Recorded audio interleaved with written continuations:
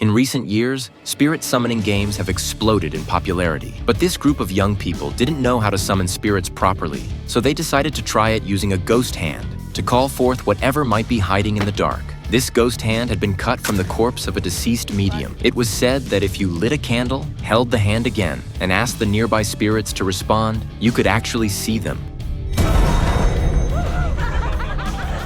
It was Mia's first time playing. The moment she saw something, she screamed in terror and didn't want to keep going. But her friends told her that every ghost looked different, so she forced herself to grab the hand again. As long as you said a certain phrase, the ghost on the other side would possess your body. And once possessed, the ghost could answer any question people asked. Unfortunately, it seemed this particular spirit had never possessed anyone before. It was thrilled by the feeling of breathing and kept laughing maniacally with its mouth wide open. After a long while, the ghost finally spoke. It pointed into the darkness and said, "He's here." There he is. No one understood what that meant until the door slowly opened and everyone realized there was another ghost in the room.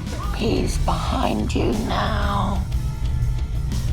The game wasn't supposed to last longer than 90 seconds. Otherwise, the spirit would keep haunting whoever it possessed. But something went horribly wrong. No matter how hard her friends pulled, the ghost hand wouldn't come off. Mia, possessed, stared viciously at the boy on the couch, her face twisted and her mouth growling with rage. Realizing something was terribly wrong, her friends worked together to rip the ghost hand off her. It finally came free at the 93-second mark, but they'd already exceeded the time limit, and no one knew what would happen to Mia now. Everyone waited nervously for her to speak. Luckily, the spirit had already left her body. When Mia returned to normal, everyone cheered in relief. That night, Riley, the timid one, was still shaken by what had happened at the party. He grabbed his blanket and asked to sleep with his sister, but she coldly kicked him out. Thankfully, Mia agreed to let him stay in her room, and the two made it through the night peacefully. After that first experience, everyone was hooked. It felt like some kind of spell pulling them back together, so the group gathered again to play. This time, they set up a camera to record. The boy recited the incantation,